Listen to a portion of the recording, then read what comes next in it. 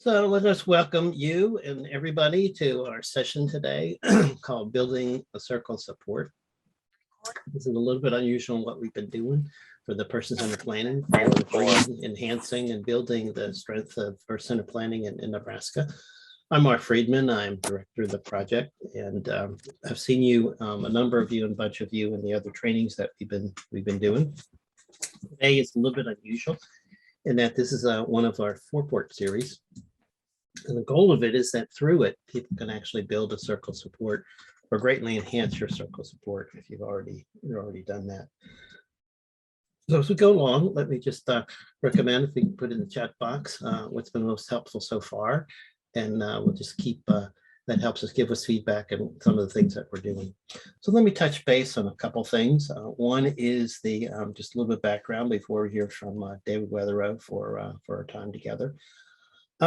There's a view button up on the upper right hand side. If you are new, that toggles between the PowerPoint different views that you may find it a little bit helpful one over the other. There's closed captioning at the bottom where it actually says live transcript and CC.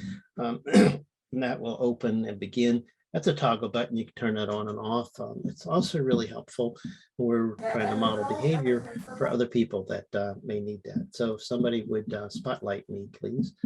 So we're on there. Thank you very much. The other piece that we have is translation today. So if you go down to the bottom of the screen, you'll see where it says either more or interpretation. And you click on that, and we'll bring you up in the Spanish that we need done, or if you need that or want it, or if you just want to see it. We want to encourage everybody to be on screen. It helps us to get to know you and see you, be more connected to you. The training sponsored by the Nebraska Council on Developmental Disabilities and also the department together. So we're appreciative to their funding and continuing. And when we're done with this, we're going to do a survey monkey that will come back and put up on our screen. So our training team, many of you have been with us all the time, but today we're going to be hearing from David Wetherow. David is one of the founders and key gurus in person-centered planning for the whole country.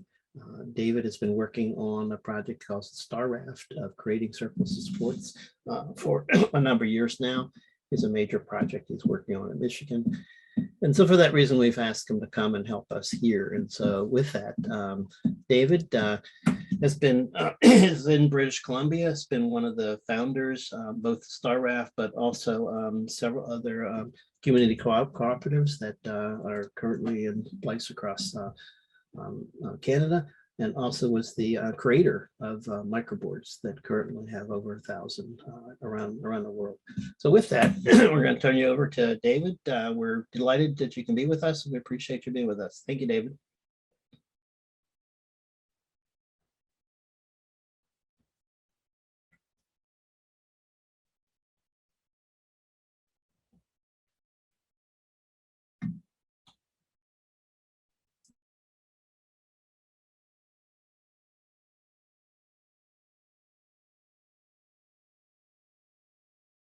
You're muted, David. You gotta start yourself over again. Okay. Thanks, Mark. Welcome to the Star Raft. Today we're introducing a method for building great support circles. Years ago, my wife and I were visiting and doing some work with the Nisga'a First Nations people in the northern part of British Columbia, and they taught us to start any important event by honoring our teachers. So today's teachers for me were Jack Pierpoint and Judith Snow, who built one of the first named circles in North America. The Nisga'a people had been doing that for about 6,000 years, but Judith taught the rest of us how to do this. My niece, Allie, and her family, and the Chamber of Commerce business builders. Our friends, Scott and Alan, a mom named Joan Loomis, and a friend named Tom Baker were the big people who, the big influencers in our understanding of how and why we do this, and many other people over the years. Today, we're going to introduce a step-by-step method for building a resilient action circle, either for yourself or for somebody that you care about or somebody that you support. It's clear and effective and something that we can do on our own terms. It's something that individuals and families and professional allies and community partners can do. Share a pattern for identifying and mobilizing, bringing into action people who can help, making it clear what we're asking people to do. And we'll add a sailing metaphor, sailing image that makes it fun and easy to remember how to do it. As we continue to meet over the course of this month, we'll get into more detail about a planning method, identifying and mobilizing the interests and gifts and capacities of the person at the center, moving from activity to connection, companionship, and contribution, finding the sweet places in community, sharing the work, staying safe in everything we do together, and hosting the circle in ways that keep it going over the long run. It's based on an understanding that all of us, people who live with disabilities and all the rest of us, need acceptance and understanding and trustworthy companions and valued social roles and ways of making meaningful contributions in our communities. Families need trustworthy sources for continuity of care and creative solution building for their sons and daughters. They need to know that when they're no longer able or available, there's going to be a rich circle of support surrounding our family member. And this is probably a good time for me to let you know that I have been the adoptive dad of a little girl who my wife adopted when we were getting kids out of an institution in Winnipeg. And we spent the next 10, 20 years together as a family. So I know what this is like from the standpoint of being a family member. We know that every parent worries who's going to be here when I'm gone. And finally, community partners, our friends, our neighbors, folks from our church communities, and so on, need an understandable model for making a meaningful difference in one person's life. So if you live with a disability or a major health challenge, if you care for a friend or family member who lives with a disability, if you're transitioning from school to work or changing where you live, or thinking about what the next phase of your life is going to look like, building a Star Raft circle can help. So why do we talk about building circles in the first place? We've known for a long time that we need something that's stronger than individual relationships that aren't connected to each other. All of us have, friends and neighbors and good people in our lives, but the truth is that people's lives change over time. And if folks move away without being replaced, our relationships can thin out over time and we can end up very isolated. We need a pattern that's stronger than a support group of people who are all in the same boat, people who are in groups that are defined by a particular type of disability, where we're surrounded by services and everybody's anchored in the same place, which is the service system, and everyone's exhausted. There's value in these support groups because there's understanding and empathy and some real wisdom. But when push comes to shove, when we actually need direct assistance, everybody's taking care of their own person. And from the days that I spent working in child welfare, I know that we definitely need a pattern that's stronger than the street. The family provides a great model for the qualities that we're looking for, of a promise that you're going to be part of us and we're going to be part of you forever, of a deep knowing and trust. Families carry dreams for each other. We build bridges to trusted relationships. We celebrate and recognize and bring to life the interests and gifts of our sons and daughters and also our elders. So I want to tell you the story about how Allie and her family and the Chamber of Commerce Business Builders helped shape my understanding of all this. Allie's my niece. She's the young lady in the pink shirt in the middle of this group of wonderful people. And when she was born about 35 years ago, she came as quite a surprise in terms of what she looked like and the amount of support that she needed from medical teams for years and years and years. And Bill and Nancy, my brother and his wife, were pretty scared about what was happening and what was going to happen. And I flew to California to help them navigate the first several weeks of her life. And I was going to do 2 weeks of training, and I realized that they were only going to be able to hear about two things. And I thought hard and quickly about what those two things would be. One was there's a lot you can do to support her development, and I shared some tools for doing that. But the big one was, as I thought about everything I'd been learning for 2 decades, I said, the quality of her life and the quality of your lives as a family is going to be determined more than anything by whether or not she's surrounded by a circle of people who know her and love her and aren't afraid to pick her up because she was a very different looking baby, and know that they're going to be part of her life and she's going to be part of their lives for the long run. And you need to do everything you can to keep her plugged in to your family, your extended family, to friends, to neighbors, to people who you've worked with or gone to school with, people that you're already connected to. Because there's a tendency as families journey with kids who have really significant differences to lose relationships, and we need to work to keep those relationships going. It always helps to start with a good map, and Ann Farmeller is going to send you a link, or actually send you a downloadable version of this map. It contains about 13 of the major sort of strategies and ideas that we're going to be talking about today and over the next 3 weeks. But it's also really valuable to understand that we're all standing between two maps. One's the map of the service system, and the other's the map of real community. The service system, this world of programs, has an operating system that's based on budgets and legislation and limits, and it takes a long time for things to change. So there's waiting lists and competition for resources. And that competition is driven by a focus on how many things are wrong with you, how many things are missing, how many things are problems, because we have to keep presenting in that way in order to get waiver money, in order to get service access to services, and so on. The world of community, which is, like in our view, a world of connection and possibility, has a different operating system. It's based on invitation and people introducing each other to them, to other people, and agreements rather than eligibility.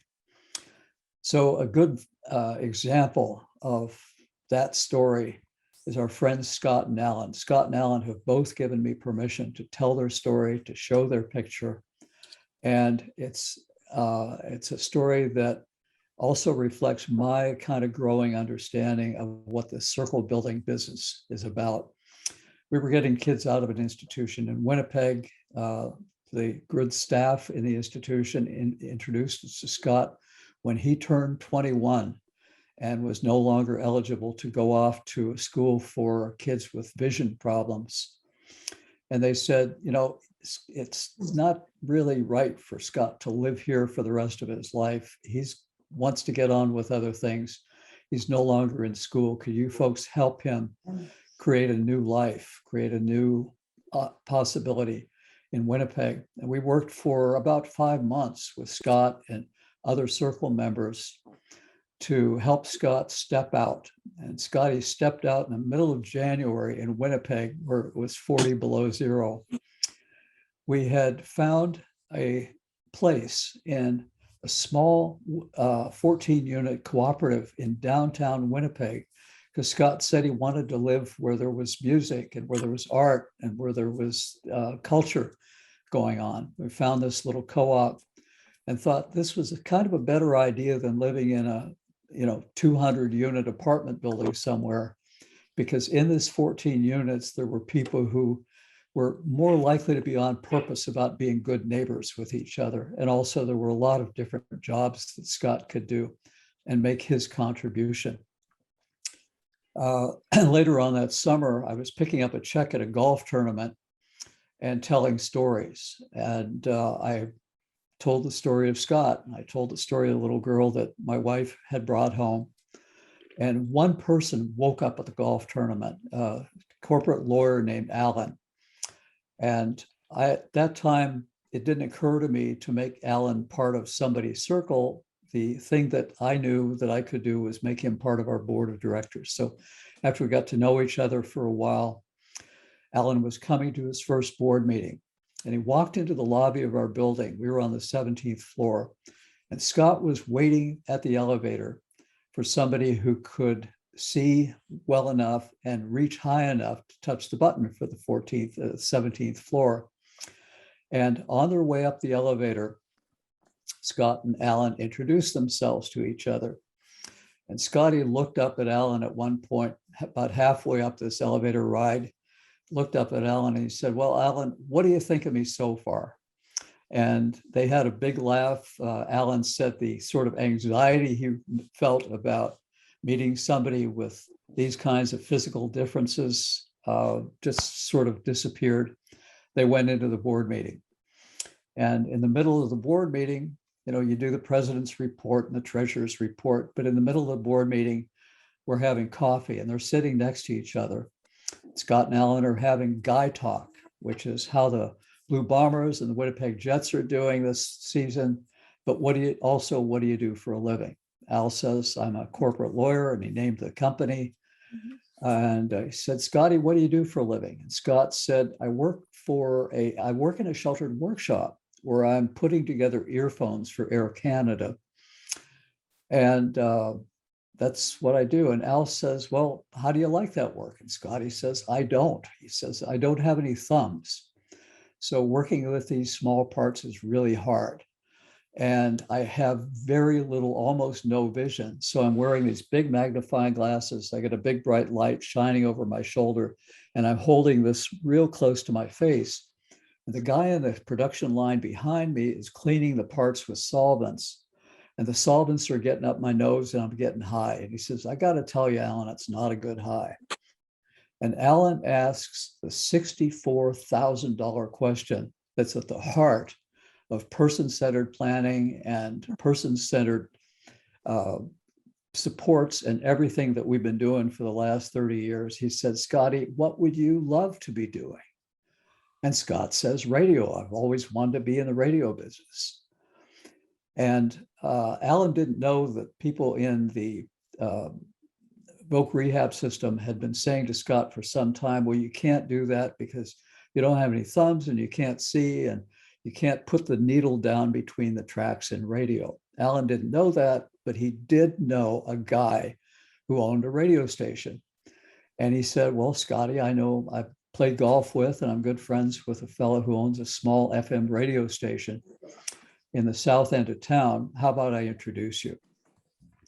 Long story short, a month later, Scott and Alan are having coffee with Jack, who's the fellow who owns the radio station. They make introductions. Jack says, "Well, young man, what can I do for you?" And Scott says, "That's not the question. The question is what I can do for you." And he pitches him. And Scott's been working at the radio station for the last 30 years. There's a small crew of 7 or 8 people who are there all the time. People come and go, but there's consistency in the crew of people who really feel that Scott is one of their absolute valued full-time members.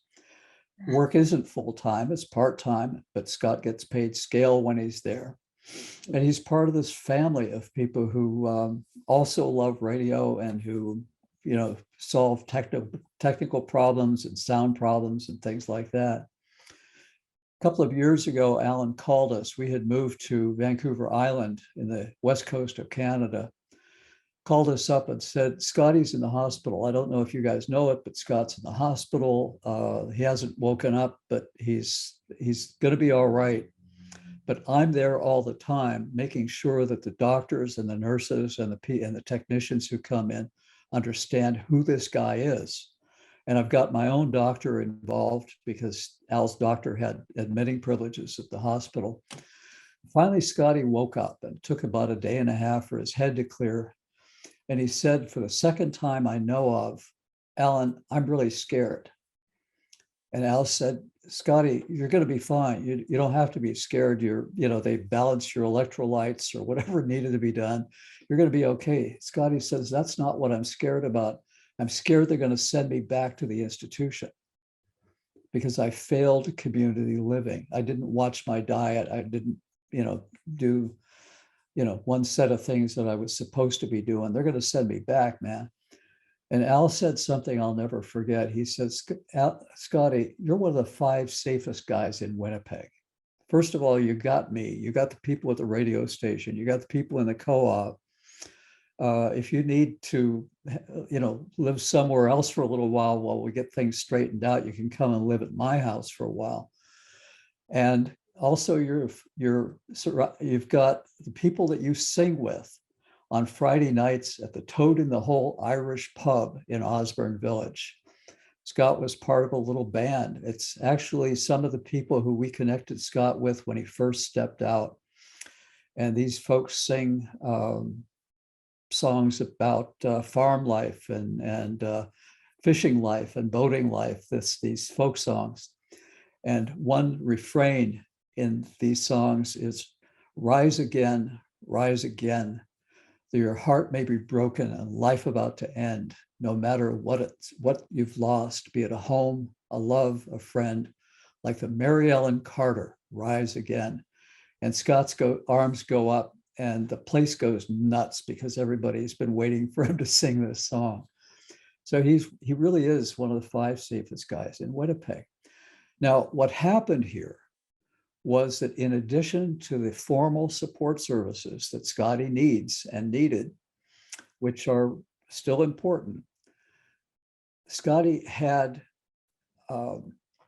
in some ways, almost accidentally, but because we were paying attention to relationships, the beginnings of a really strong circle of support, which made it possible for Al to say, you're one of the 5 safest guys.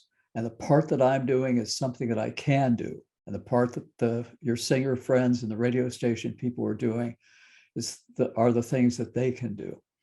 So we learned from Scott and Alan to follow the thread of Scott's interest or his gift or his passion in the direction of companionship and connection and contribution.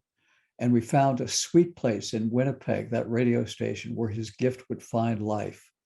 And we shared the story and we found people who lived with a lot of connections. And it turns out that's just about everybody. Now we know that isolation and marginalization create vulnerability. I'm in a circle of support right now for somebody who's extremely vulnerable. She's been living in her car for 6 months and it's starting to get to be winter. And she has pulled together with our help a circle of people who are solving one problem after another, leading to her being able to have safe, warm housing, probably within the next 30 days, at least on a temporary basis, so she can get out of the cold and stretch out when she's sleeping. But she's really vulnerable right now.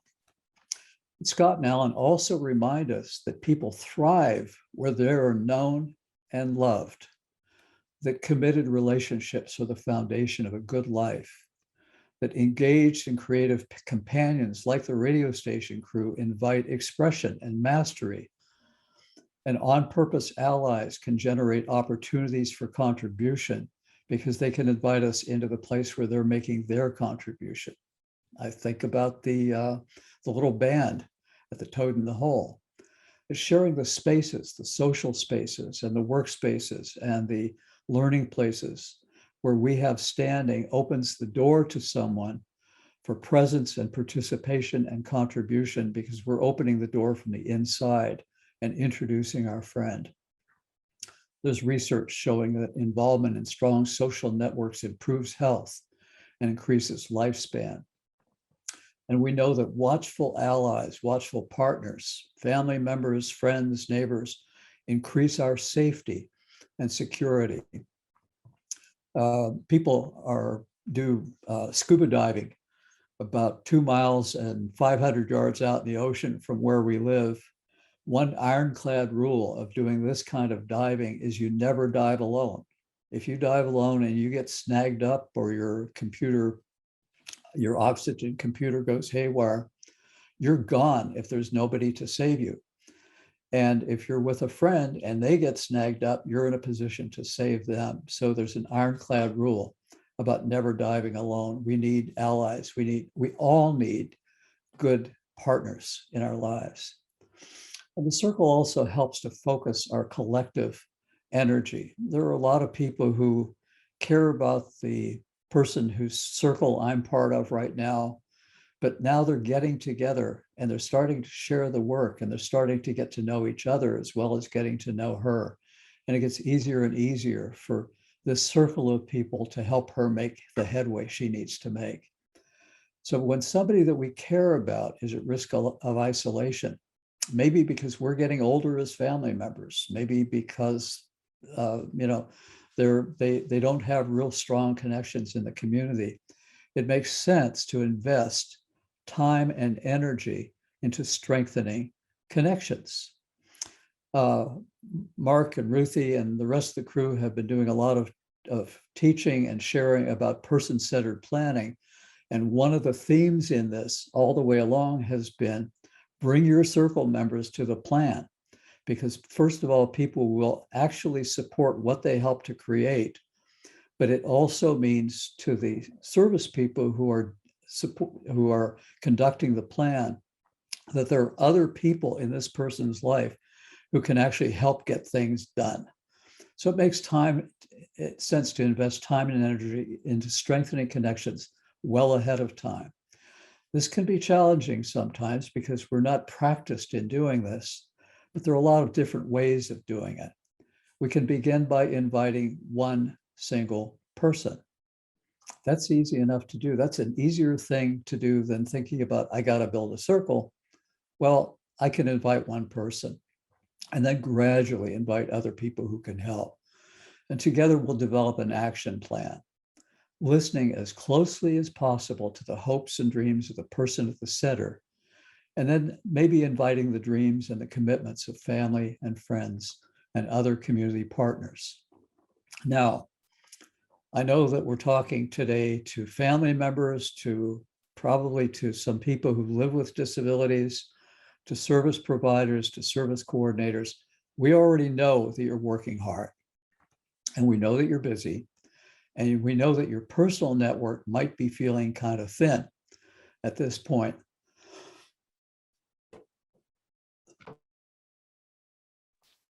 Sorry, I had to hit the mute button for a second. But this isn't about adding more weight to the pack that you're already carrying or to your schedule or to the work that you're doing. Turns out that following this pattern doesn't take more time or involve more work. It just helps us be more effective in the time we're already spending and do the same amount of work that we're already doing, but maybe in some more fruitful directions. So we're going to now talk about discovering and mobilizing, bringing into action people who can help. And as we set out on that quest, on that search for trustworthy connections and opportunities, we need to tackle the question, where on earth do we find these people? Well, first of all, we start with people who we already know and trust and who already know and trust us. But sometimes we need to be a little more systematic about that. I remember the days in the early days of our adoption when I felt like this was our life, that we were living isolated in this little white house on this green place, but there was nobody else around. And for me, the answer to this question, where do we find folks, started with something that a mom named Joan Loomis taught me back in the early 1980s. Joan was thinking about her son Tom's future. Tom was about 10 years old, and she knew that he had about 9 years left of school. And her hope was that after he got out of school, he would have meaningful, fulfilling work, full of interest and companionship and contribution and a sense of mastery.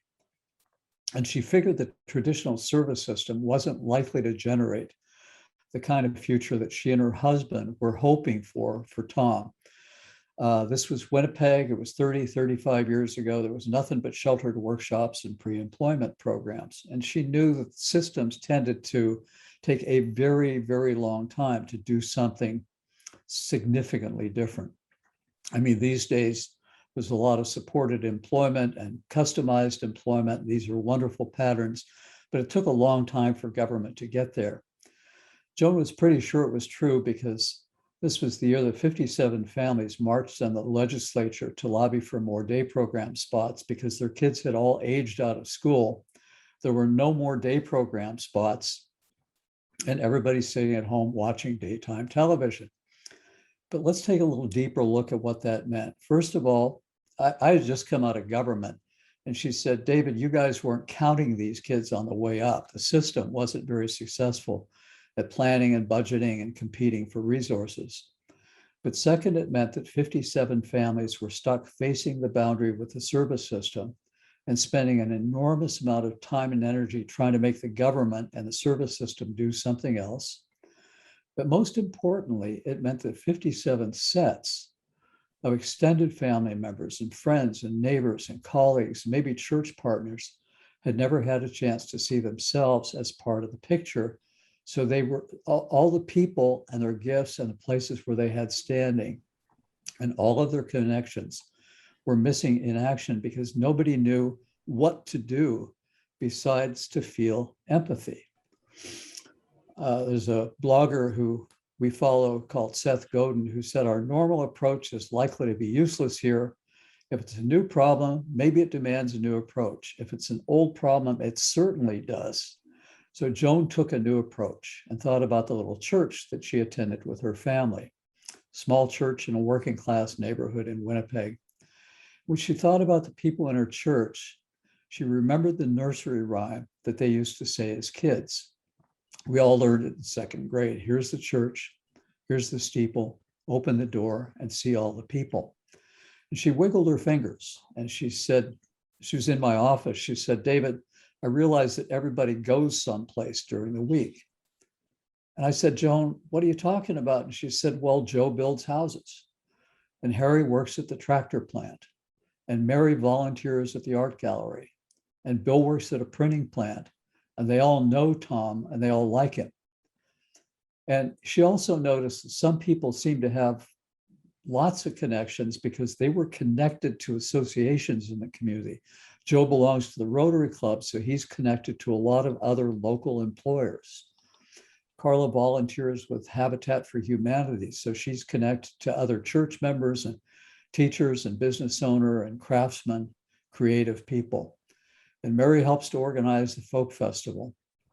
When I showed this slide a couple of years ago in Wisconsin, one of the people in the meeting said, when she saw the next slide, David, that's my life. She's connected to the light and sound crew and artists and producers and musicians and stage crew and volunteers who love music. Our friend had been connected to the Big Top Chautauqua in the northern reaches of Wisconsin for 31 years. It's interesting to think about this in this sense.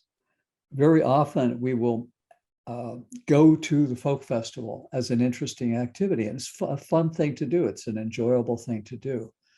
But she was realizing that she could introduce her son and the other people that she supported in her time to the people who would work way ahead of time in putting on the folk festival, people who were doing light and sound and the stage crew and so on. So the family could start with just a few people who already knew Tom, or even one person who already knew Tom. And by following their connections to people that they already knew and places where they had standing, they were just a step or two away from a lot of people and places that could come into play. Now, at this point, we can get stopped by the idea, by the feeling that people are going to be afraid to get involved. And something helped me understand how to get through that. In his book, How Can I Help? There's an author named Ram Dass who made this observation. He said, fear is the mind's reaction against the inherent generosity of the heart. Because the heart knows no bounds to its giving, the mind feels called upon to define limits. We say, that's an interesting idea, but I'm not sure I want to get into this because maybe I'll end up taking care of this person for the rest of my life. And Joan remembered this, and she decided that she would be modest about the first question that she would ask. She thought about talking to Harry, who worked at the tractor plant, and saying, Harry, you've known Tom ever since he was little. You know how he lights up when he sees heavy equipment in action. And we know this is a big interest of yours. Our dream as a family is that together with friends, we might be able to find ways for Tom to explore places that match his interests, where all of his lights turn on. And then here was her question. We don't know where this might lead, but we wonder if you and Gwen would come over to the house for coffee and just help us think about this for a while. And when I see this and remember this, I remember Alan asking the fellow at the radio station, I just want you to meet this guy. I don't know where it might go, but let's have coffee in Osborne Village and we'll see where it goes. Just help us think about this for a while. He's interested in radio. You know that field. We'll just see where it goes. She also noticed when somebody's introduced in terms of their disability primarily, it tends to brand the person and define the prospective relationship. But the other side of that is that when someone is introduced in terms of their gift or their contribution, it changes the relationship. It changes what's possible because it sends a signal that we have something to offer and something in common. So Alan saying to the radio station guy, he's as passionate about radio as you are, Jack. You really have something in common. Let's explore that, open that door. So Joan took back the power of definition and started to rethink how they would talk about Tom and express the dream they had as a family. So instead of focusing on deficiencies, which we get trained to do in order to get services, in order to get eligible for waivers and things like that.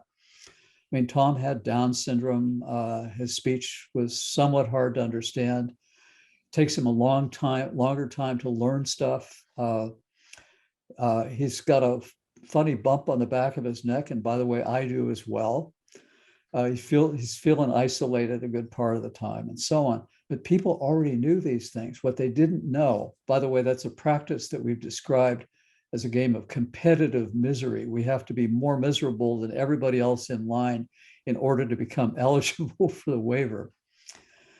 She decided to focus on Tom's gifts and skills and the things that he was most interested in. He'd been saying for, ever since he was 7, I want to work with machines. He's fascinated by heavy equipment. He loves being outdoors, loves music, appreciates art. He's a great welcomer. He's really a welcoming person. He stays focused, especially in company. And then she asked a really interesting question. She said, if we follow the threads of Tom's interests, who would we most like to involve? There were maybe 110 people in the church, but Martha's part of a sailing co-op, and John's a sculptor, and Charlie leads a community choir, and Harry works at the tractor plant, and Mary volunteers at the art gallery. Tom works at a printing plant. So Tom's interests are reflected in the interests and the places in which these folks have standing. And it sort of narrows down the question about who we might begin to invite. So Joan began making a map of the people she knew who shared Tom's interests and had standing in places where those interests were important. Now, this wasn't Joan's map, but it was somebody else's map. They were thinking about this and they said, well, shared interests. I know a builder. And somebody else in the room said, I know a detective. Somebody else in the room said, I know an artist. Somebody said, I know somebody who's part of an arts co-op. And the mom said, I know that Harry works at the tractor plant. And somebody said, I've got somebody who teaches at a community college. We know people who have presence and standing and trust in these places, but also who have skills and interests that either mirror what the person is interested in or might be of interest to what the person could be interested in. Our friend and teacher, Judith Snow, once described a great question as a question that refuses to be answered. So it pushes us, it leads us to more inquiry and more creativity and more collaboration and more connection. And Joan was asking a great question. She said, what kind of conversations could we have in the congregation?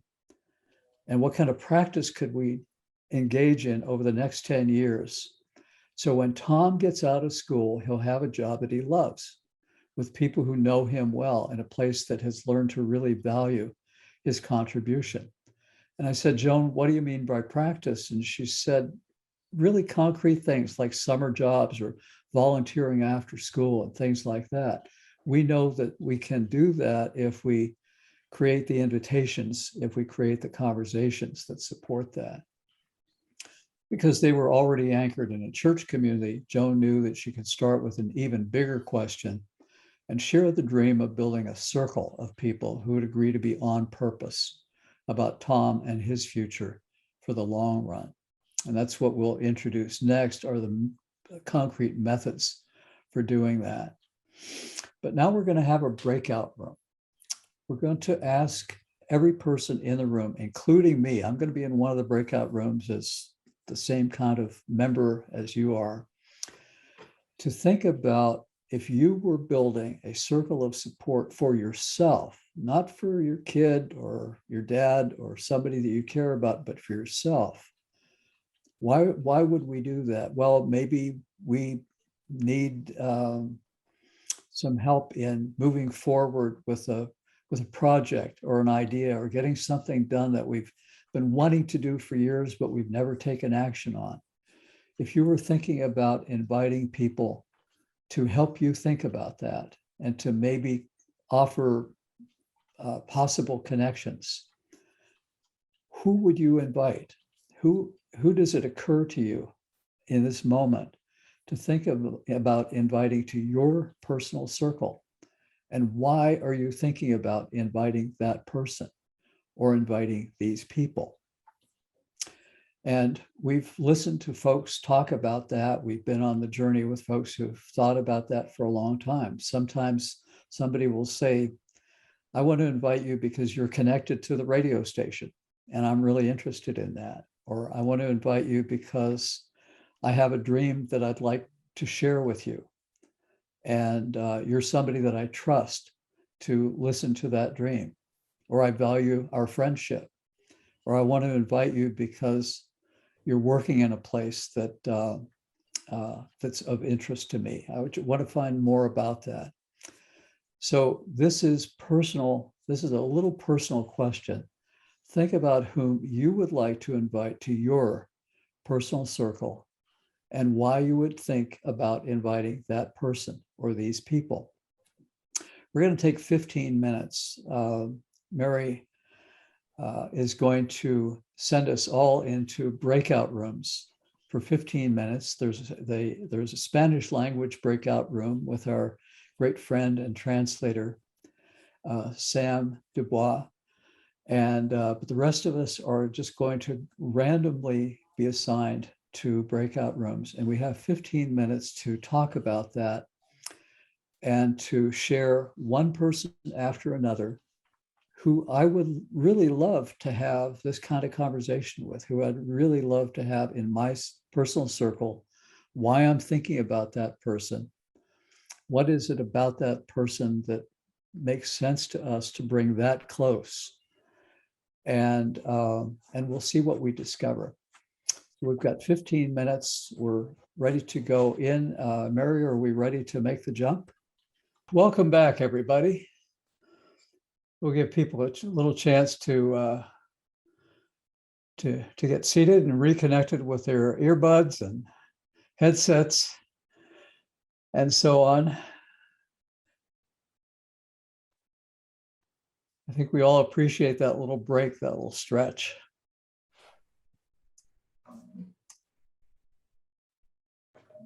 I know that when we were introducing things, especially with Joan Loomis's understanding, there was a, sort of a concentration on how this would start in a church. But it's really important to remember that this isn't about church. It can start anywhere. Every person in every one of these places, down at the lower left-hand corner, extended family. People talked in our breakout room about family members and how important family members were to ourselves and to each other. Conversation cafes, people, places, and in our lives where we get together regularly with friends for companionship and camaraderie. The Toastmasters Club, if somebody wants to learn to speak more effectively and more comfortably and more and more confidently. And by the way, I look at these people in the Toastmasters Club sort of at the 12 o'clock position, and I think, open the door and see all the people. And where do all these people go during the day? Where do these people have connections? What is it that these people are carrying on board in terms of their enterprises, their ideas, their interests, and so on? A drumming group. I have a real good friend who's part of a drumming group in Truro, Nova Scotia. And all these people go someplace else during the rest of the week when they're not drumming together. And my friend Ted, who's one of the people, knows in this context who would be good to have a conversation with. If we're connected with Habitat for Humanity or any of these kinds of wonderful social enterprise volunteer undertakings, we get to know people over time. And we begin to really value and trust and deepen our relationship with each other, a sailing club and so on. Every person in every one of these places can lend their connections to anyone else. So every thread we follow leads here. And it's an abundant environment of associations and interests and family and friends and skills and capacities and workplaces and more. So what about boats? When we're thinking about building a circle, why in the world are we talking about a star raft and boats? I've thought about creating personal support networks for a very long time, ever since Allie was born. And the image of a circle and the word circle comes to mind. The idea of a circle is really important, but the image and the word doesn't tell you very much of anything about how to do the work. And that's sort of a very fuzzy kind of concept. And we needed something that was not as so simple that it didn't tell us how to do the work. Einstein said everything should be made as simple as possible, but not simpler. We needed an image that wasn't quite as simple as a circle. But at the same time, we'd been looking for a pattern that had all the qualities that we were seeking, the commitment and the understanding and the endurance and the celebration of family, the whole idea of a circle, of friendship, of mentoring, that had an understandable method for organizing and keeping going, a clear sense of direction, and a metaphor or an image or an idea that could help people understand the roles involved. And one year we were thinking about this, and I was sailing single-handed on the Lake of the Woods in northern Michigan, and I happened to be invited to join a star raft for an overnight anchorage. And we realized that this pattern of the boats tying up in a circle might be a useful metaphor for the circles that we were trying to build. And here's why. It occurred to us that this circle of people on the patio somewhere might be like this. Here's why. When sailors aren't tied up at the dock, they usually anchor out for lunch or at night or a couple of days with plenty of leeway. That's plenty of room between the boats so they don't crash into each other when the wind changes or when there's changes in the tides or the currents. They sort of circle around that anchor point, and if you're far enough away from the other boats, you don't bump into them.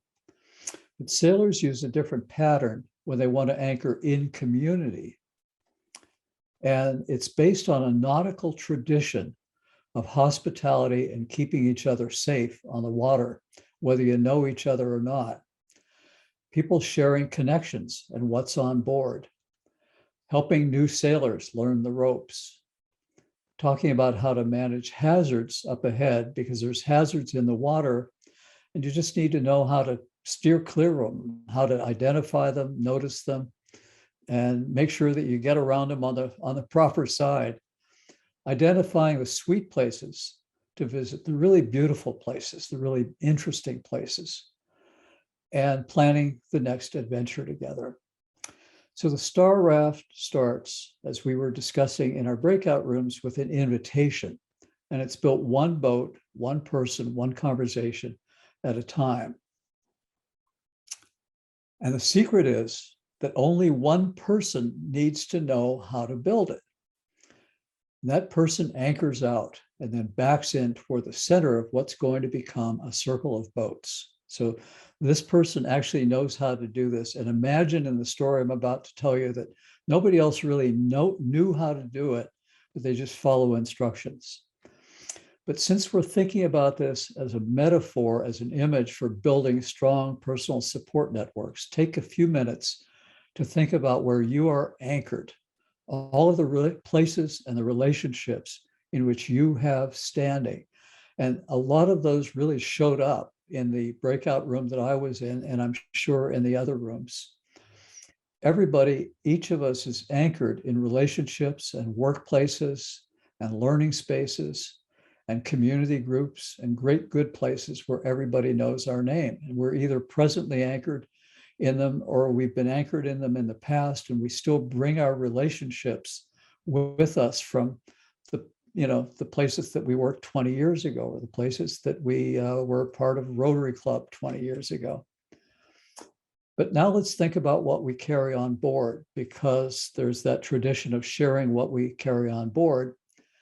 Everyone carries gifts and interests and maybe deep values or skills, questions, sometimes burning questions, contributions that they're making or want to be making, maybe a unique culture or ideas or projects or dreams. And everybody's collection of things that they carry on board is slightly different than the collection that everybody else is carrying on board. So when we invite more people into the process, into helping us think about this, into building a circle of moving forward, not just a circle of support, but a circle of getting stuff done, all of these qualities, all of these connections, and all of these skills and capacities are about to come into play. The builder invites another boat to anchor in the opposite direction and then back in, so the boats are nearly touching.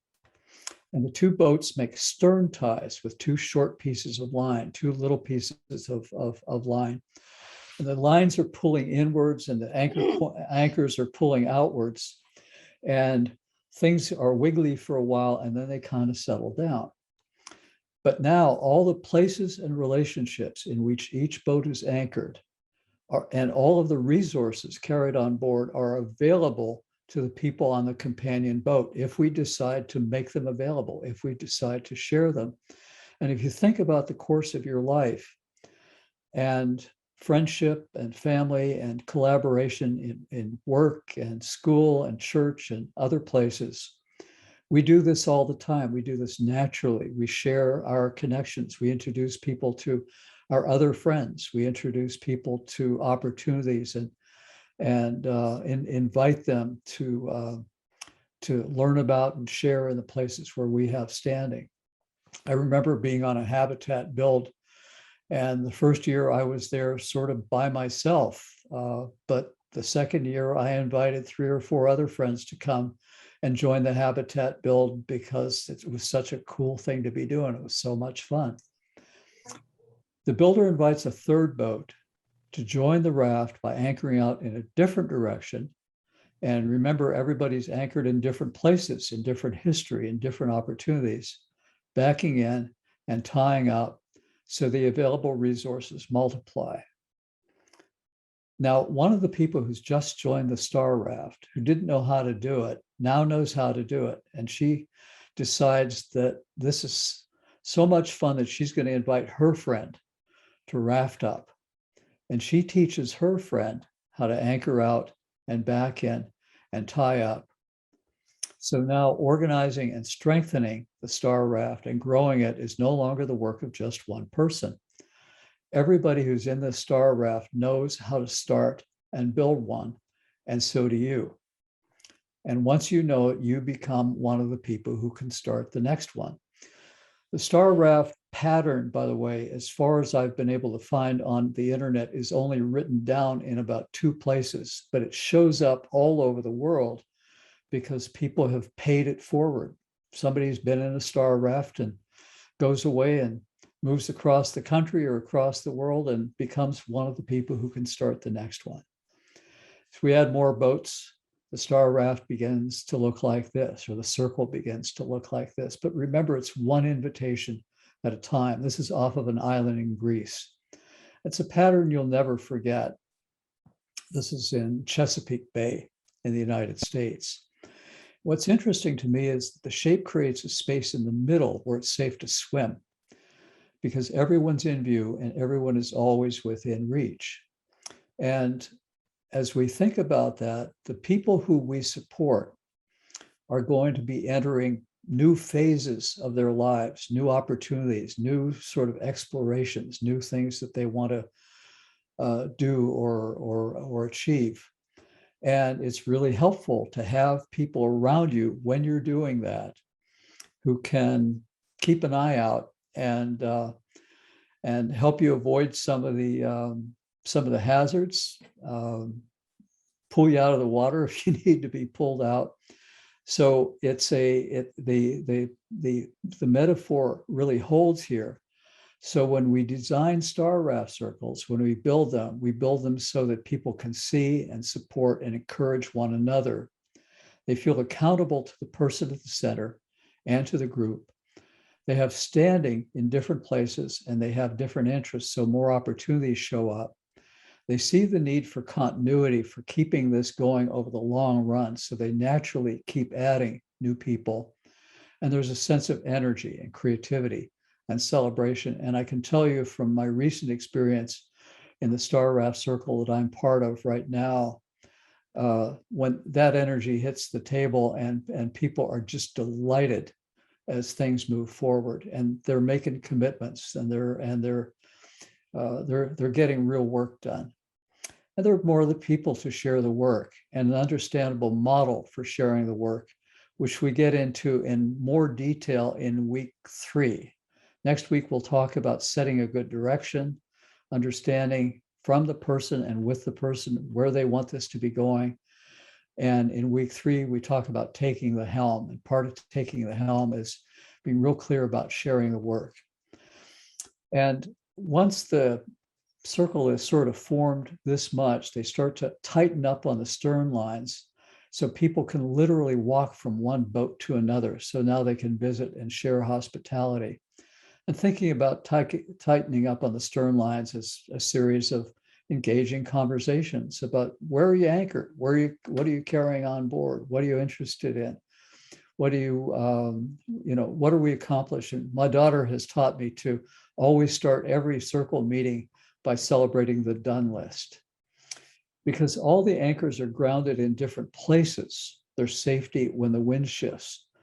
This is a huge Star Raft off the coast of Scotland. In my view, it's too big for community, but they probably want a Guinness Book of World Records for size. And imagine in the morning when it was set up, the wind was coming from that upper right-hand corner. All the boats on that side are anchored toward the wind so the raft doesn't collapse on itself. And in the evening, the wind starts blowing from the other direction. All the boats on that side are anchored toward where the wind is coming from now. What do we mean by that? Well, there's times in our culture, in our communities, in our families, when the wind is shifting.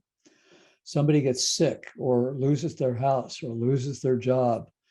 COVID is a real big, big turbulent time for all of us these days. If everybody in the circle is vulnerable in the same way, things can fall apart. But generally, if the circle has people in it who are anchored in different places, who still haven't lost their jobs or still haven't lost their homes or still aren't dealing with illness or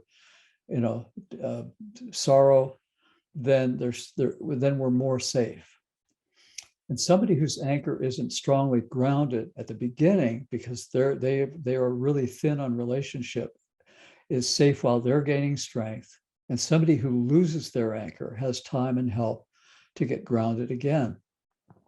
I think about some of the conversations in our breakout room where people actually mention that, there's times when there's a death in the family and other people sort of move in to shore things up. Or there may be times when somebody loses their job or loses their house and people are around to shore things up.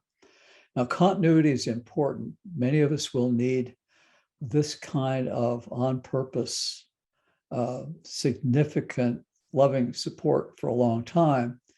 And without a strong pattern and understanding for maintaining continuity, people naturally move on over the course of time, so circles can thin out. So sailing star raft is temporary, but we need to be enduring. So we just add a few things to the star raft pattern. When somebody's ready to leave, the captain of that boat needs to have a conversation with her neighbors. So that gives the neighbors time to set up new stern lines so the raft doesn't peel apart when she releases her lines. And she can leave and the star raft will stay together. But our friend Cindy Kernan in Wisconsin said, David, don't wait until somebody's ready to leave. Keep working on a flow of new membership in the group. It's a primary source of creativity and energy. And we were just experiencing that this week with the circle that I'm involved in with somebody who's in quite a vulnerable position. Somebody new came in and all of a sudden there's a whole bunch of new resources. There's a bunch of new out-of-the-box ideas. And everybody in the circle was energized by that. So before somebody leaves or even thinks about leaving, let's invite at least one more person who can take our place in the circle, somebody who knows us, knows the story, and will be tied in for a while before we depart. And you know the drill by now. That person anchors out and backs in and ties up. And one of the other boats can leave, and there's still going to be enough people in the star raft to carry on the work so that the star raft stays intact and strong when people leave, as people will, right? We age out, we move closer away to be closer to our kids or our grandkids, but there's always space for newcomers. And the pattern helps people feel confident about getting involved because they see that a number of people are already part of the picture and that the circle is generating energy, so they don't get worried that they're going to be the only ones doing the work. One of the people in the meeting on Monday said, I can make a target run. And that's the piece that I can do. And that was really celebrated because it was an essential thing to happen. Somebody else said, I can make sure that the person's eligibility for gym membership takes root and so on. People are doing different kinds of things, but because they're sharing it and doing things that are within their capacity, they're confident. But remember, it can start anywhere. It can start with any number of patterns, some of which we'll explore in week 2 and 3, with one person and one place, and follow just one thread. So let's practice following this thread over the course of the coming week. We talked in our breakout rooms about inviting one person or some people to our personal networks. And it's good practice to do this because it helps us, first of all, get into the position of somebody who's about to do that and is kind of worried that maybe somebody's going to say no, or maybe I don't deserve it, or maybe this is such new territory that I'm just way too anxious to do this. If we practice doing this for ourselves, then it's easier for us to help somebody else do it. One of the reasons for thinking about this in our own terms, in our own shoes, is that we get into the position, the sort of experience position and the emotional position of somebody who we might be supporting. And as we were thinking in the breakout room of who we would invite and why, this gives us some information. It gives us a little practice right in that breakout room about thinking about how we might have conversations with our son or our daughter or our dad or somebody who we support or somebody who we mentor, conversations with that person ahead of time and encouragement and support for that person ahead of time to assist them in building their circle. When you're doing that, you're sort of in the position of being the second boat in. So make a little list or even a graphic of one or two people to whom you feel closest and identify. And you may do this in conversation because you may not have had that conversation quite yet, what their skills and interests are. Dig a little bit deeper. We kind of know that about our neighbor, but I'd like to know more about my neighbor Jack in these terms. What are his skills and interests? What are the community organizations, the community connections that he's connected with, and why is he there? His history and his current workplaces and learning places, and the places where everybody knows his name. So we might, over the course of the next week, before we get together again next Thursday, make a little graphic or a little list of one or two people to whom you feel closest, who you are not only thinking about, but want to take action to invite into your circle, and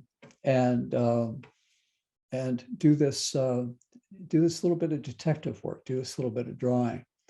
People you already know and trust, and who know and trust you, and invite one person. So I said in my breakout room, I'm going to invite a friend of mine of 60 years who lives in Phoenix, Arizona, to come in and be the leaven in my circle. I've got lots of technical people in my circle, lots of work collaborators in my circle.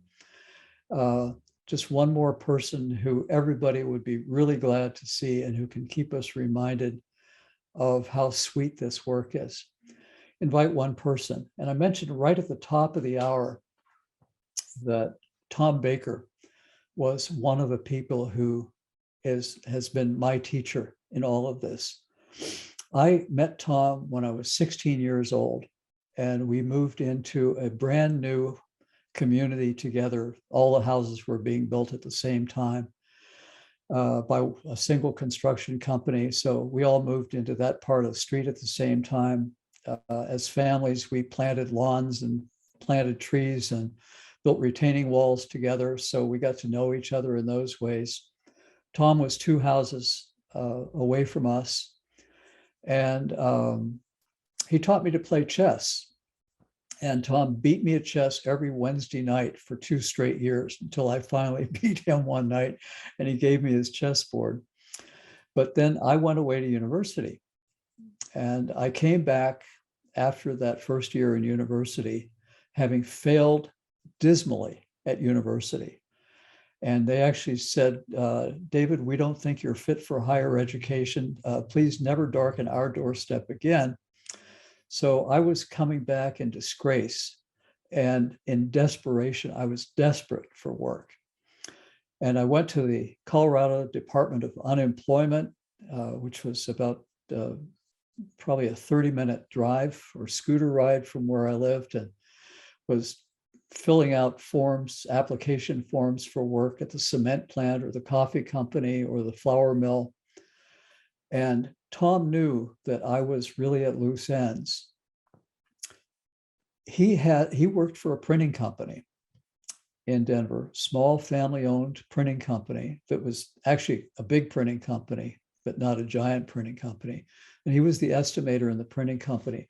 And there was a particular job that he had been wanting to do, but never had time to do in terms of doing some research and developing some estimating standards. We don't need to get into the detail about that, but he went into Bill Bradford and he said, I know a guy, I've been wanting to do this. You know that it's important for the estimating work that I'm doing. I've got a young guy who can do it. And would you fund that position? And Bill funded the position. And I went to work for Bradford Robinson Printing Company at minimum wage and started out doing that bit of research and learning how to program an IBM business machine. This is back in the early 1960s when you programmed a machine by poking wires into holes. It wasn't, it wasn't online and none of that existed, but I learned something about programming. The year after that, I was, and I learned also about the work that Tom did. Year after that, I got my draft notice, so I had to leave Bradford's. But when I came back from the time I spent fulfilling that, I went back to work for Bradford's, and Tom had left because he wanted to go. He had a dream. He wanted to go and run a small town newspaper. So I ended up with Tom's job. The importance of that story is twofold. One is, as I look back on it, and this is looking back 60 years, this was the first instance of what we now call customized employment that I know about. Customized employment is this big new thing in the disability field. That's what Tom had done. He created a job that was important to him that wasn't getting done, but he also knew it would be important to me. But the other part of the story is that if Tom had not done that, I can guarantee you that we would not be having this conversation now. Because if I'd gone to work for the cement plant or the coffee company or the flour mill, or the other one was going to work for Martin Marietta, which was putting together rocket ships and things like that, my whole life would have taken a different course. I wouldn't have gotten into this field. The way I got into the field was I was the computer guy on a research project. I became the computer guy on a research project in San Francisco. And then a computer guy and a continuity of care coordinator in a mental health system in Denver, Colorado. And then program evaluator in Winnipeg, Manitoba. And met Faye and met Amber and met Scott and if Tom had not made that generous offer when I was 19 years old, my life would have turned out entirely different. It would have been okay, but we wouldn't be here. So we have him to thank for this, and I have him to thank for this. So you never know when we invite somebody into our circle, the kinds of opportunities that might open up because we share the dream. And somebody says, I can make a connection around that, or I can open up a job, or I can open up a place in this community enterprise that's really important to me that you might really love. Invite one person to come and help you think about what you're learning this month and ask them to watch the video of this session. And Mark and Ann and Mary will invite you to either a video of this specific session or a version of this session in a day or two. And invite them to join you watching next week's Star Raft webinar, even if you're in different locations, because people will be welcome. So if you want to invite your best friend, or if you want to invite your dad, or if you want to invite somebody that you work with, or if you want to invite your spouse, this is a pretty good thing to learn about for all of us. It doesn't have to be a disability specific topic. You'll actually be starting to build your circle. And we'll see you next week when we'll talk about setting a good direction, and in fact, a great direction. bringing this into alignment with some of the best person-centered planning tools and ideas and processes that we know about that you can do on your own. And we'll see you next week. Okay, so Mark, I'm turning it back to you. David, I want to thank you for a phenomenal presentation and sharing with us and everybody your knowledge of decades of working on this. We're excited that this is step one, class 1 of 4. So we'll see everybody next week. I have a few things to run through and share with you and help you recollect and recommend for you.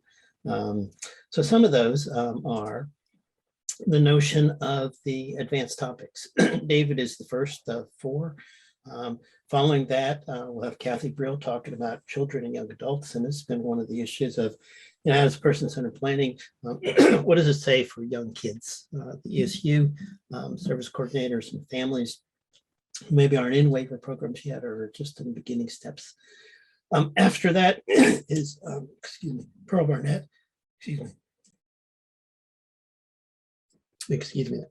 Pearl Barnett.